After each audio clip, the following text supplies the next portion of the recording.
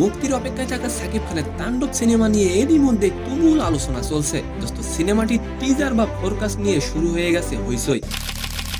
তাণ্ডব সিনেমায় আকর্ষণের কেন্দ্রবিন্দুতে সাকিব খান থাকলেও অন্য একজন জনপ্রিয় নায়ককে দেখা যাবে এই সিনেমায়।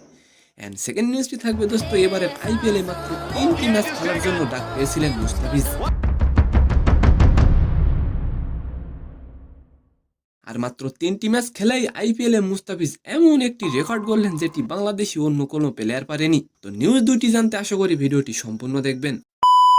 তাণ্ডব সিনেমাটির আকর্ষণের কেন্দ্রবিন্দুতে রয়েছেন সাকিব খান। তবে শুনলে আপনি অবাক হবেন যে বেশ কিছু গোপন সূত্রে জানা গেছে তাণ্ডব সিনেমায় বিশেষ চমক নিয়ে হাজির হবেন আর এক জনপ্রিয় নায়ক সিয়াম আহমেদ।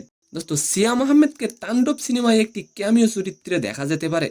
আচ্ছা, সাকিব খানের তাণ্ডব সিনেমাটি কি পারবে বরবাদ সিনেমাকে বরবাদ করে দিতে? অবশ্যই আপনি কমেন্ট করে যাবেন। তাণ্ডব সিনেমায় সিয়ামকে দেখা যাবে খুব গুরুত্বপূর্ণ মুহূর্তে সাকিব খানের সঙ্গে। দোস্ত, আর এবার আলোচনা করব মুস্তাফিজুর রহমানকে নিয়ে। দোস্ত, মাত্র 3টি ম্যাচ খেলতে এবারের আইপিএলে যোগ দিয়েছিলেন মুস্তাফিজ। তবে ব্যক্তিগতভাবে খারাপ কাটেনি মুস্তাফিজের চলতি এই মৌসুম। দোস্ত, চলতি আসরে নিজেদের শেষ ম্যাচে মুস্তাফিজ আইপিএলে বাংলাদেশিদের মধ্যে সর্বোচ্চ উইকেট শিকারের রেকর্ড গড়েছেন। আইপিএলে 60 ইনিংস খেলে মুস্তাফিজ মোট 65টি উইকেট শিকার করে সাকিব আল হাসানকে পেছনে ফেলেছেন। তো সম্মানিত দর্শক, আজকের ভিডিওটি কেমন লাগলো অবশ্যই কমেন্ট বক্সে জানাবেন। আর ভিডিওটি যদি ভালো লাগে অবশ্যই একটি লাইক দিয়ে আমাদের চ্যানেলটিকে সাবস্ক্রাইব করে দিবেন। ধন্যবাদ।